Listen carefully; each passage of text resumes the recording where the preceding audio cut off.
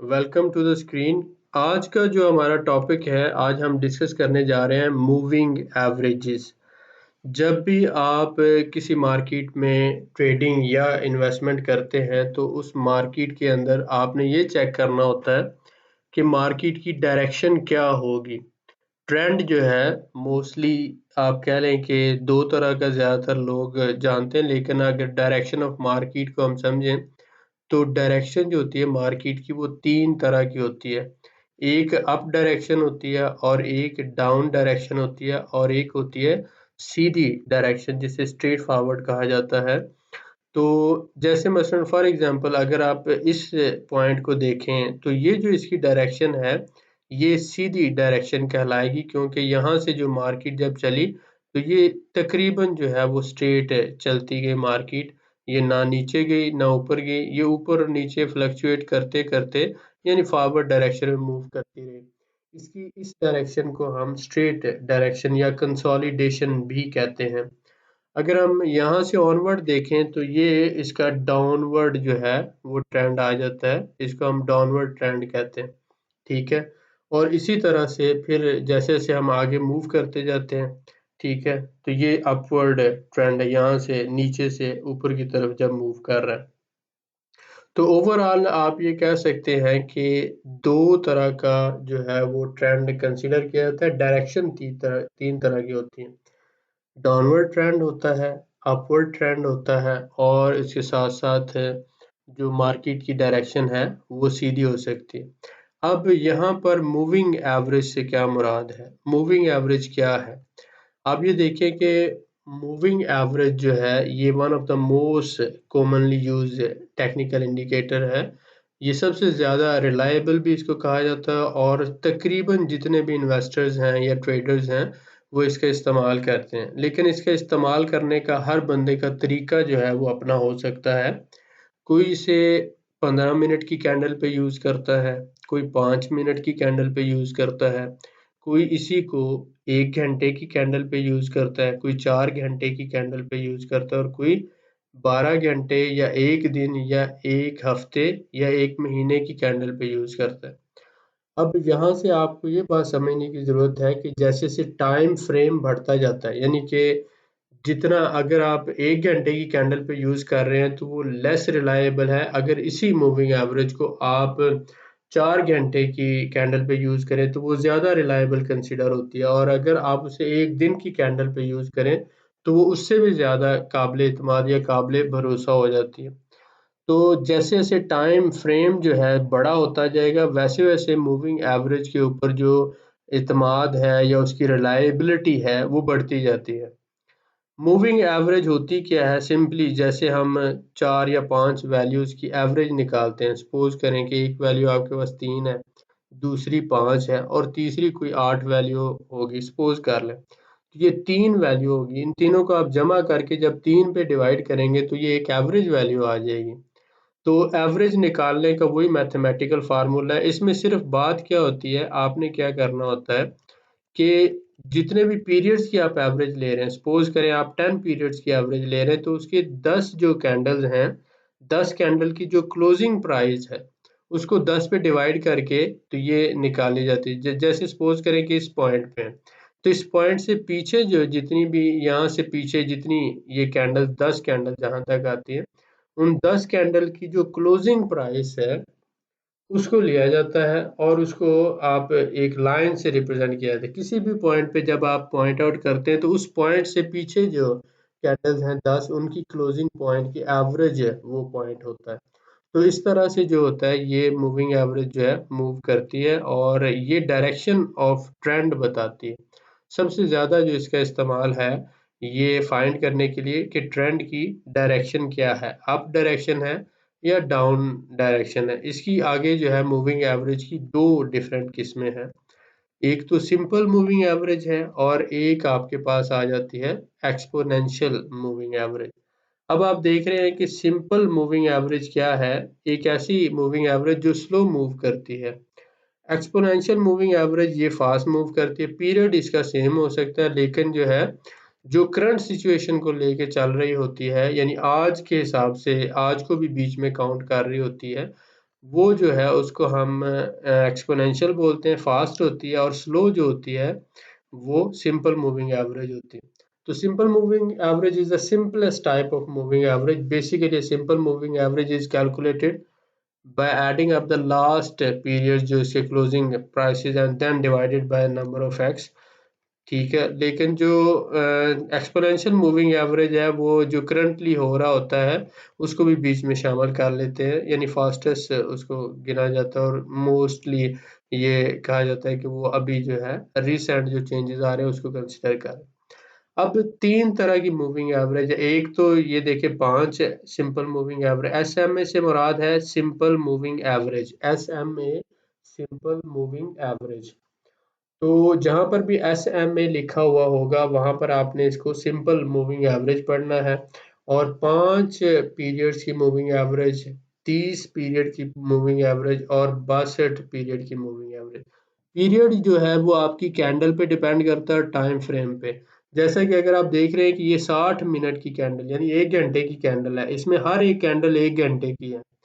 तो अगर यहाँ पर 1 दिन की होती तो ज़्यादा काबिल एतमाद। अब ये है कि 5 से मुराद ये 5 घंटों का ये जो है वो एवरेज ले रहा है, और ये 30 घंटों का एवरेज ले रहा है, ये 62 घंटों का एवरेज ले रहा है। अगर यहाँ पे डे होता तो वो हर कैंडल 1 दिन की होती, तो फिर ये 5 दिन का मूविंग एवरेज ले रहा होता, ये 30 दिन का और ये 62 दिन का। तो ये टाइम फ्रेम पे डिपेंड करता है, एक कैंडल जो होती है वो उस हिसाब से होती है जो आप टाइम फ्रेम चूज करते हैं। अब यहाँ पर जो है इसको बोला जाता है कि ये स्मॉल जो है मूविंग एवरेज, और इसी तरह से ये हायर आ गया उसका, और ये इसके साथ जो है बड़ी वैल्यू वाली बिगर आ गया। तो फास्ट के साथ साथ सिंपल मूविंग एवरेज और एक्सपोनेंशियल मूविंग एवरेज, और उसके बाद जो हम लेते हैं लोअर वैल्यू और हायर वैल्यू, ये जो है शॉर्ट और जो है बिग, इन दोनों का फर्क होता है। इसमें आप ये देख रहे हैं कि एक्सपोनेंशियल मूविंग एवरेज क्या है। Let's say we have 5 periods simple moving average on daily chart. तो एक्सपोनेंशियल क्या होगा कि ये जो है फास्टेस्ट जो वैल्यूज है उनको कंसीडर करते हुए ये आ जाएगा। ठीक है, ये भी 5 की ही होगी, बट इसमें हम ये कहते हैं कि जो रीसेंट चेंजेस को लेता है, exponential moving average give weight more to the most recent period. यानी अभी जो पिछले 5 घंटों के अंदर भी इसको अगर शामिल कर लिया जाए तो मोस्ट रीसेंट जो अभी इस घंटे में हो रहा है उसको भी शामिल करता है, इसलिए इसको बोला जाता है एक्सपोनेंशियल। ज़्यादा रीसेंट और फास्ट कैलकुलेशंस के लिए, यानी करंट सिचुएशंस के लिए। अब ये दो आपके पास मूविंग एवरेजेस हैं, एक exponential EMA exponential moving average है, और दूसरी सिंपल मूविंग एवरेज है। अब सिंपल और एक्सपोनेंशियल में फ़र्क क्या है? देखिए, इसमें एक्सपोनेंशियल मोस्ट रीसेंट चेंजेस को ले रहा है, और सिंपल जो है वो पिछली जितनी भी हो चुकी हैं, प्रीवियस जो हो चुका है पिछले दिन, 1 दिन का आप फ़र्क कर लें इसमें, आज का ना शामिल करें, पिछले दिन का जो है वहाँ से करते हैं तो सिंपल हो जाएगा, और आज की भी अगर शामिल कर लें तो एक्सपोनेंशियल हो जाएगा, सिंपल इसको रखते हैं। ठीक हो गया। अब इसमें क्या फ़र्क क्या है? बात तो सिंपल है। मसलन इसने समझाने की कोशिश की कि जो एक्सपोनेंशियल है ये खरगोश है, और कछुआ जो है वो सिंपल है। लेकिन इतना ज़्यादा फ़र्क नहीं होता। हम जो इन्वेस्टर्स हैं उनको इससे कोई फ़र्क नहीं पड़ता। जो ट्रेडर्स हैं उनको फ़र्क पड़ता है, क्योंकि वो तो एक-एक मिनट के हिसाब से चल रहे होते हैं, और इसीलिए तो ज़्यादातर उनको ब्रोकर जो हैं वो लूटते हैं, और ब्रोकर फेक कैंडल बनाकर, फेक सिग्नल देकर उनका ज़्यादातर पैसा लूट लेते हैं। तो ये आर्टिफिशियल इंटेलिजेंस की एक जंग है, और जिसमें जो है वो एंड पे सारा फ़ायदा ब्रोकर का होता है। तो ट्रेडिंग जो है, इसीलिए ट्रेडिंग में इंसान अगर 1 दफ़ा 2 दफ़ा कमा भी लेता है तो ज़्यादातर जो है वो उसका लॉस होता है। अब इसमें how to use moving averages, इसमें आपने ये देखना होता है कि फास्ट मूविंग एवरेज जब जो है वो स्लो को कट करती है, तो इसमें ये लिया जाता है, उसको एक सिग्नल के तौर पर लिया जाता है। जैसा कि आप ये देखें कि ये आपके पास एक मूविंग एवरेज है, और यहाँ पर आपने देखा कि जो 10 से यानी 10 वाली जो वैल्यू है, ये 10 simple moving average is above 20 simple moving average जो है वो बिलो है।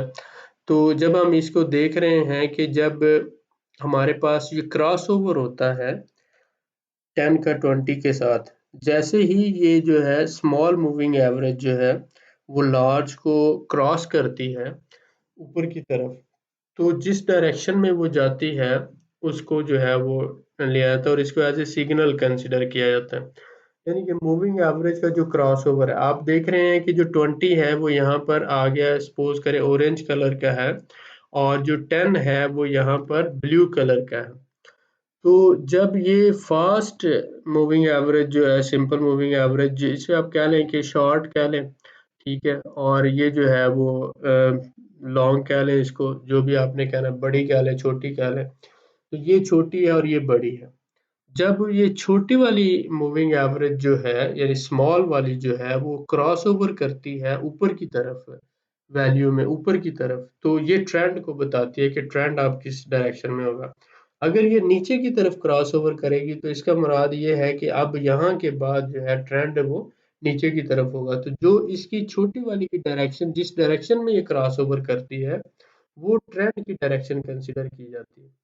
तो सपोज करें 10 और 20 है, ये 10 और 30 भी हो सकता है, ये 10 और 60 भी हो सकता है। तो आपकी अपनी मर्जी होती है, जिसको आप समझते हैं और जितने पीरियड्स पे आप इन्वेस्टमेंट करना चाहते हैं, आप दो मूविंग एवरेज का क्रॉस ओवर कहीं पर भी करवा सकते हैं और ये आप अपनी मर्जी की वैल्यूज चूज करते हैं। ज्यादातर जो है 10 और 20 या 9 और 21 जो है उसकी वैल्यू चूज की जाती है, ताकि एक आपके पास बड़ी हो जाए और एक छोटी वैल्यू हो जाए और दोनों का क्रॉस ओवर हो। जब क्रॉस ओवर होता है तो उससे हमें अंदाजा हो जाता है कि ट्रेंड की डायरेक्शन अब आगे क्या होगी। सपोज के करें आपने देखा यहाँ पे कि ये जो है ब्लू यहाँ पे थोड़ी देर के लिए नीचे आया, ये ब्रोकर्स ने इसको जो धोखा दिया, और उसके बाद ये दोबारा जो ब्लू ब्लू क्योंकि स्मॉल है, ये ऊपर की तरफ क्रॉस ओवर कर गया और ये अप ट्रेंड रहा। जब यहाँ इस पॉइंट पे आया है तो ब्लू ने नीचे की तरफ से उसको क्रॉस किया, तो जब ये नीचे की तरफ आया तो ये एक सिग्नल था कि अब यहाँ से डाउन ट्रेंड शुरू हो गया, ठीक हो गया। तो ये यहाँ पे अप ट्रेंड हुआ और यहाँ पे डाउन ट्रेंड हुआ, तो ये जो क्रॉस ओवर्स हैं ये हमें बताते हैं कि अब ट्रेंड की डायरेक्शन क्या हो सकती है। और ये हमेशा बिल्कुल 100% ठीक नहीं होते, मतलब रिलायबल नहीं होते। यहाँ पर आपने ये देखना होता है कि वो किस पोजीशन पे क्रॉस ओवर हो रहा है और कितनी देर के बाद हो रहा है। ये सारी चीज़ों को कंसिडर करके फिर उसकी रिलायबिलिटी जो है उसको देखा जाता है। तो ये वक़्त के साथ और एक्सपीरियंस के साथ आपको पता चलता है कि ये फेक क्रॉसओवर है या ये जो रिलायबल क्रॉसओवर है। आपने यहाँ पर देखा, ठीक है, इसी तरह से प्राइस बाउंस तो ये जो है एक सपोर्ट या रेजिस्टेंस का रोल भी प्ले करती है। जैसे कि आपने देखा कि प्राइस जाती है, ये यहाँ पर 50 EMA आपने लिया, तो प्राइस उस पे गई बाउंस करके वहाँ से, और ये हर दफ़ा ये एक रेजिस्टेंस का रोल प्ले कर रहे हैं यहाँ पे। जिन लोगों का रेजिस्टेंस का नहीं पता वो हमारी जो वीडियोस हैं सीरीज में वो रेजिस्टेंस वाली देख सकते हैं। तो इससे पीछे सीरीज में मौजूद है, आप वहाँ से उसको आइडिया हो जाएगा, उसको आप देखें, आपको काफ़ी चीज़ें क्लियर हो जाएंगी। अब आपने देखा ये क्रॉस ओवर हुआ है 10 का नीचे की तरफ, ठीक है, और ये डाउन ट्रेंड है, और ये इनका जो वॉल्यूम है ये बिहेव कर रहा है एज ए रेजिस्टेंस, ठीक है, ये जो स्पेस है यहाँ पर ये एज ए रेजिस्टेंस बिहेव कर रहे हैं, ठीक हो गया। अब इसी तरह से आप क्या करते हैं कि आप 50 मूविंग एवरेज ले लेते हैं, सिंपल मूविंग एवरेज या एक्सपोनेंशियल, आपकी मर्जी है, जो भी आप लेना चाहें, कोई मसला नहीं।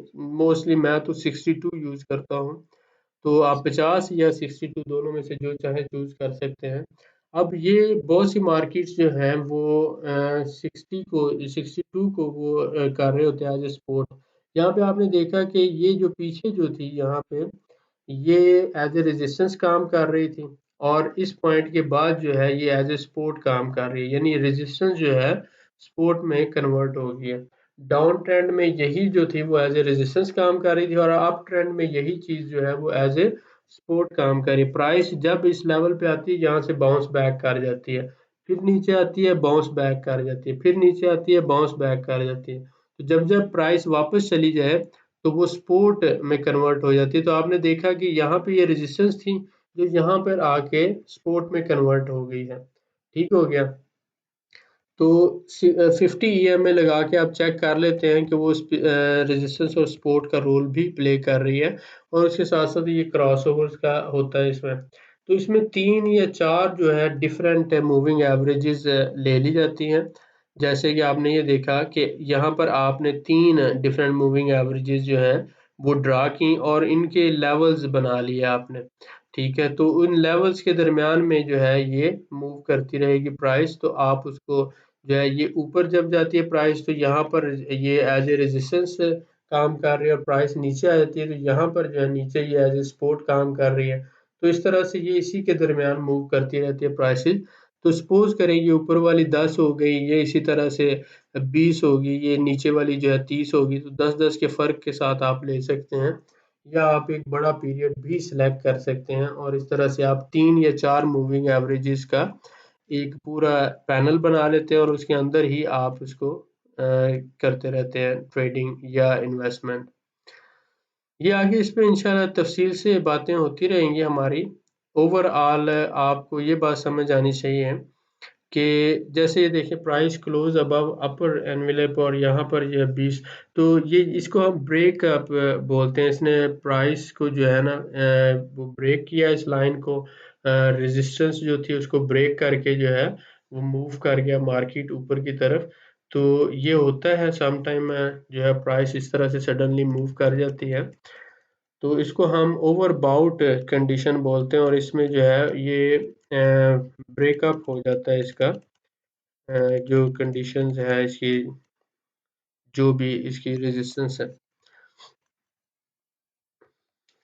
इसको मोस्टली कहा जाता है ब्रेकआउट। और बहुत से ब्रेकआउट जो है वो फेक भी होते हैं, प्राइस जो है वापस आ जाती है इसी तरह से।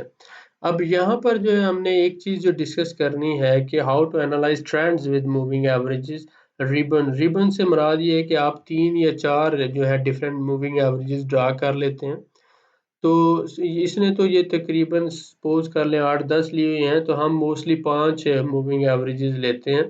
5 आप इस तरह से ले लें, आगे जो है मैं आपको बताऊंगा कि पहली आप सपोज करें कि आप एक 9 ले लेते हैं, दूसरी 21 ले लेते हैं, तीसरी 34 ले लेते हैं, चौथी इसी तरह 50, और पांचवी जो है वो 62 ले लेते हैं। तो मोस्टली ये जो होती हैं यही 5 लेकर उनके रिबन्स बना लिए जाते हैं, और प्राइसेस जो होती हैं वो इनके दरमियान ही ऊपर नीचे मूव करती रहती हैं। तो हम उस हिसाब से एंट्री और एग्जिट यानी कि खरीदारी और सेल जो है वो इनके हिसाब से डिसाइड करते रहते हैं कि किस पे हमें कहाँ पर किस पॉइंट पे खरीदारी करनी है, और किस पॉइंट पे हमने जो है उसको सेल करना है। ठीक हो गया। ये जो है आइडिया, इसको हम गप्पी मल्टीपल मूविंग एवरेजेस भी कहते हैं, जिसमें 5 या 5 से ज़्यादा जो है वो मूविंग एवरेजेस को लिया जाता है। ये गप्पी सिस्टम भी कहलाता है। ठीक है, तो इसमें हम ये करते हैं कि इसको एज ए स्कैनर यूज़ करते हैं। The Guppy multiple moving average also known as Guppy is a technical indicator that identifies changes in trends, which means it provides। तो सिंपली आप देखें कि मल्टीपल मूविंग एवरेजेस लेकर आप उसके जो है उसको ट्रेड करते हैं। इसमें आप देखते हैं, इसको मैं थोड़ा सा अगर आपको शक्ल पे समझाऊं तो वो आपके लिए ज़्यादा बेटर होगा। इससे हम बाहर निकलते हैं। ठीक है, शॉर्ट और लॉन्ग ये ले ली जाती हैं। इसने लिया हुआ है 3, 5, 8, लेकिन हम ये इस तरह की नहीं लेंगे। हम यहाँ पर एटलीस्ट 5 से शुरू करके या 9 से शुरू करके आगे जाएंगे। बहुत छोटी जो है वो लेने की ज़रूरत नहीं है, क्योंकि हम ट्रेडर्स तो है नहीं, इन्वेस्टर्स हैं, और इन्वेस्टर जो है वो लॉन्ग टर्म के लिए इन्वेस्टमेंट करते हैं। ठीक है, अब देखें यहाँ पर जो है हमने ये कोई भी आप मार्केट ले सकते हैं। यहाँ पर सपोज करें हम ये ले लेते हैं, और इसमें हम जो है वो कैंडल सेलेक्ट कर लेते हैं बड़े वाली। ठीक है, अब जब हम इसको देखते हैं, ये हमारे पास कैंडल्स है। ठीक है, चलिए इसे थोड़ा सा छोटा कर लें, यहाँ पर रख लें। अब यहाँ पर मैं ड्रा करता हूँ ये जो मूविंग एवरेजेस हैं, तो हम सिंपल मूविंग एवरेजेस ही लेते हैं। आपने देखा यहाँ पर एक्सपोनेंशियल भी है, लेकिन ज़रूरत नहीं हमें, क्योंकि हम ट्रेडिंग तो कर नहीं रहे। आप सिंपल मूविंग एवरेज की तरफ आएँ, और ये जो पीरियड्स आपने सेलेक्ट करना होते हैं, क्लोज प्राइस सेलेक्ट करना है, और एक आप यहाँ पर 9 की सिलेक्ट कर लें, ठीक है। आप 9 से शुरू करें, 9, ठीक है। इसका कलर आप अपनी मर्जी का ले सकते हैं। सपोज करें हम वाइट कलर ले लेते हैं 9 का, और इसकी जो थिकनेस वगैरह वो भी चले आने में, ये 9 की एक हमने ले ली। अब ये 9 की एक लाइन है। दूसरा हम ड्रा करते हैं उसी तरह से, ये एक ही दफ़ा ड्रा कर लिए जाते हैं। तो इसी तरह दूसरा हमने 21 की लेनी है, ठीक है। तो इसका जो भी कलर है, ठीक है, वही रहने दें। इसको थोड़ा सा मोटा कर लेते हैं ताकि उसका फ़र्क वाज़ेह हो जाए, ठीक है। ये दूसरी हमने ले ली। एक अब तीसरा ले लेते हैं हम, यहाँ पर जो है थर्ड इसका। तीसरा जो है ये आप 34 का ले लें, ठीक है। और इसका आप कलर चेंज कर लें, कोई भी आप सपोज कर लें, रेड रख लेते हैं, इट्स ओके। ये जस्ट आप अपनी मर्जी के कलर ले सकते हैं। और इसके बाद आप चौथा जो है वो ले लें, एक मूविंग एवरेज। ये आप मल्टीपल मूविंग, ज़्यादातर 3 के साथ काम करते हैं, लेकिन जस्ट आपको बता रहा हूँ सबसे ज़्यादा 2 के साथ काम होता है। उसके बाद आप 3 भी चूज़ कर सकते हैं। इसके बाद आपकी मर्ज़ी है 5 रख लें। तो ये आप अपना एक सिस्टम डेवलप कर सकते हैं अपनी मर्ज़ी के मुताबिक, और हर मार्केट जो है उसका अपना बिहेवियर होता है इसके अंदर, ठीक है। और इसी तरह से अब 5वीं हम यहाँ पे सिलेक्ट करेंगे 62 वाली, ठीक है। तो हमने क्या किया है, 62, ठीक हो गया। अब मैं यहाँ पे इनका सबका लिख दूंगा ताकि आप लोगों को जो है आइडिया हो जाए हमने कौन सी यूज़ की है। पहले हमने 9 यूज़ की है, 9 एस एम ए, ठीक है। और इसके बाद जो है हमने यूज़ की है 9 एस एम ए, और इसके बाद यूज़ किया हमने 21 S M A, simple moving average. और इसके बाद हमने यूज़ की है 34 एस एम ए, ठीक है। और इसके बाद हमने यूज़ की है 34 के बाद 50 एस एम ए, ठीक है, 50 एस एम ए। और इसके बाद हमने यूज़ किया 62 S M A, simple moving average. तो ये सारे कैपिटल में होने चाहिए। आप वो जस्ट आपको बताने के लिए ही जो है वो लिख रहा हूँ ताकि आपको आसानी हो जाए। एसएमए से मुराद ये होता है सिंपल मूविंग एवरेज, ठीक है। अब हमने ये 5 यूज़ किए। आपने ये बात याद रखनी है कि ये जो 9 है, 21 है, 34 है, और इसके साथ 50 और 62, ये मोस्टली आपने यूज़ करना है इनको डेली चार्ट्स पर, मोस्टली एनालिसिस के लिए आप जब कर रहे हैं। लेकिन आप जब इसको स्टॉक्स में यूज़ करते हैं तो आप इनको वीकली पे यूज़ करेंगे तो सबसे बेहतर है, ठीक है। वीकली पे, डेली पे आप कर सकते हैं, लेकिन इससे कम पे आपने नहीं करना, यानी डेली से कम पे आपने नहीं जाना।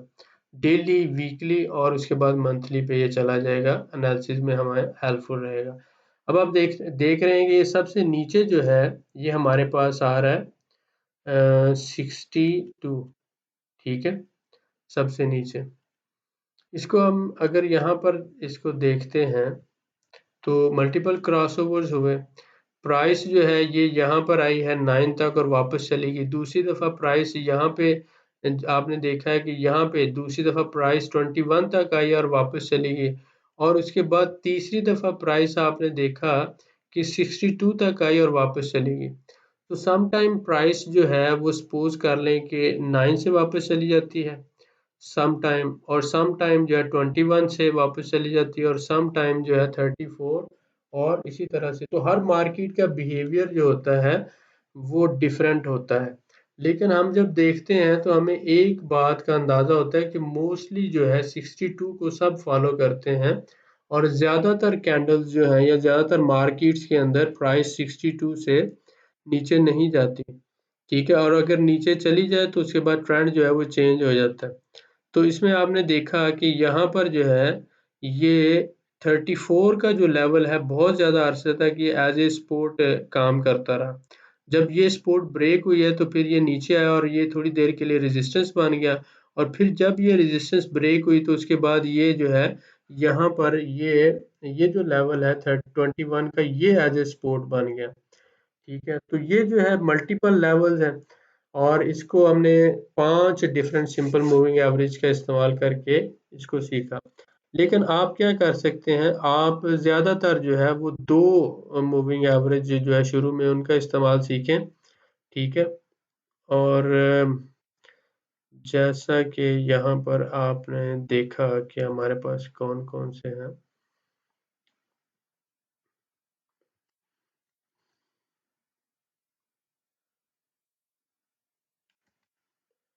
चलें हम इसको बीच में से कुछ को डिलीट कर देते हैं, ताकि आपको सिर्फ 2 के हिसाब से मैं समझा सकूं कि इनके क्रॉसओवर से हम क्या सीखना चाहते हैं।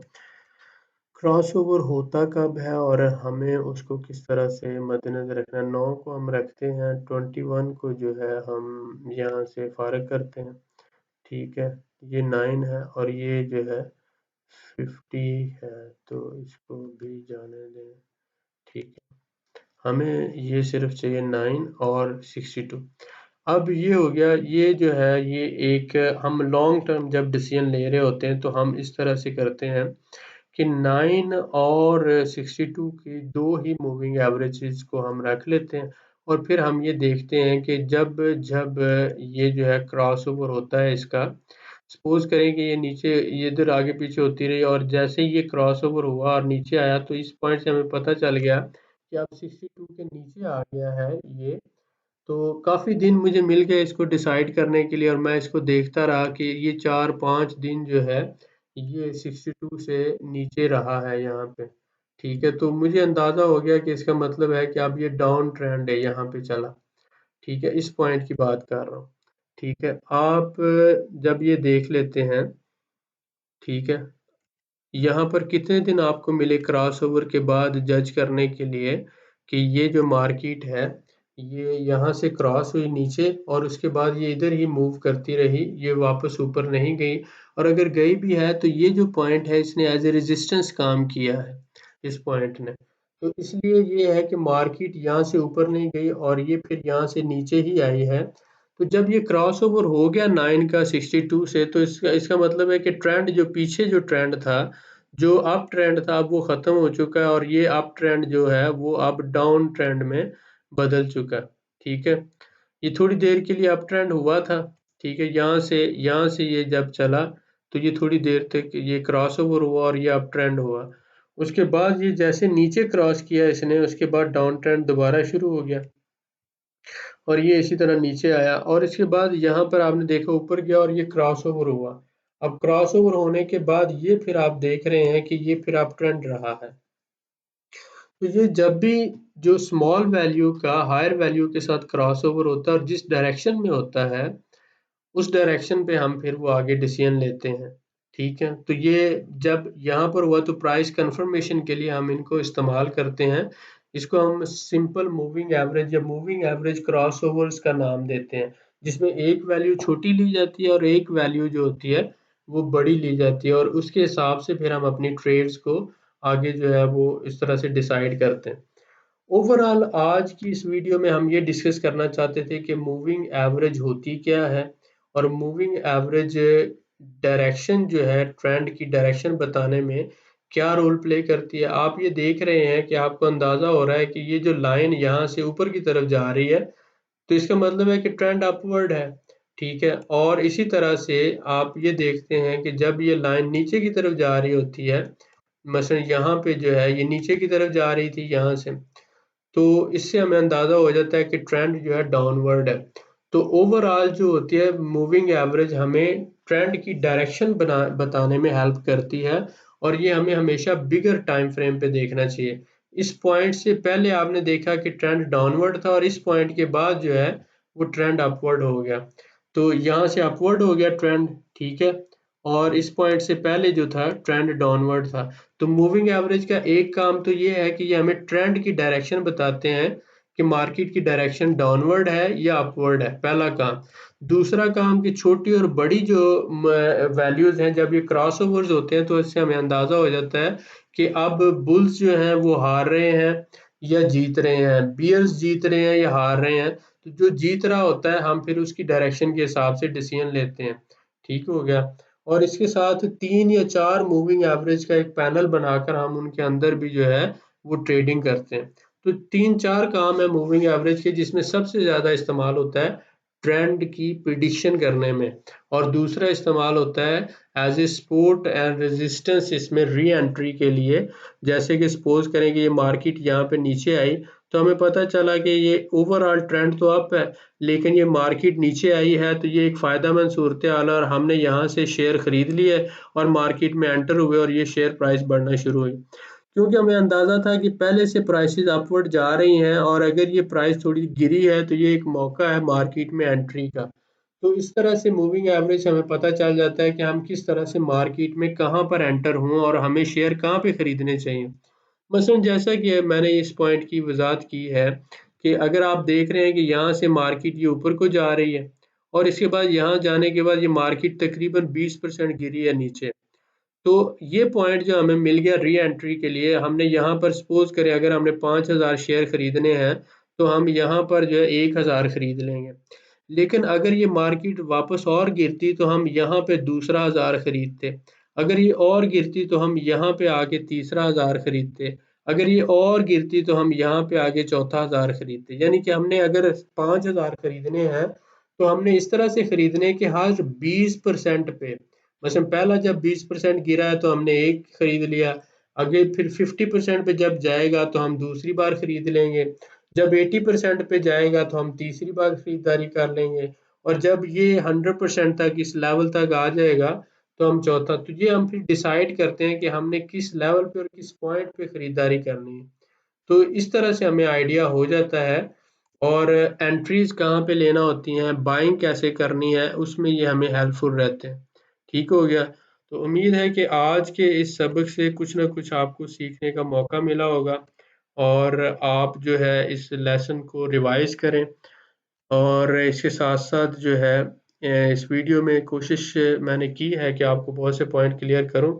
लेकिन क्योंकि ये इतना आसान नहीं है, बहुत सी बातें जो हैं वो जस्ट अभी तो ये इंट्रोडक्टरी हो रहे हैं और इसके साथ-साथ प्रैक्टिकल भी होंगे। तो फिर आगे जैसे-जैसे हम बढ़ते जाएँगे, वैसे-वैसे हमें ज़्यादा अच्छी समझ आती जाएगी। तो अगर आपको कम समझ आई है तो परेशान ना हों, सिर्फ़ ये बात समझें कि आपको एक बात का पता चला कि मूविंग एवरेज होती क्या है और मूविंग एवरेज का रोल क्या होता है। मूविंग एवरेज से हमें ट्रेंड की डायरेक्शन का पता चलता है कि ट्रेंड यहाँ पर डाउनवर्ड है या अपवर्ड है, और उसके साथ-साथ हमें डिसीज़न लेने में जो है वो आसानी हो जाती है कि हम जो है किस डायरेक्शन में मार्केट जा रही है और हमें कैसा डिसीज़न लेना चाहिए। ठीक है। और एंट्री कब करनी चाहिए और सेल कहाँ कहाँ पे कर देनी चाहिए, और क्रॉसओवर्स जब होते हैं तो हमें कैसा सिग्नल मिलता है। तो ये बहुत सी बातें हमें हेल्पफुल होती है और ये एक अच्छा इंडिकेटर है, इसका इस्तेमाल आपको आना चाहिए। उम्मीद करता हूँ कि आपने कुछ सीखा होगा, दुआ में याद रखें और इंशाल्लाह मिलते हैं नई वीडियो में। Thank you very much.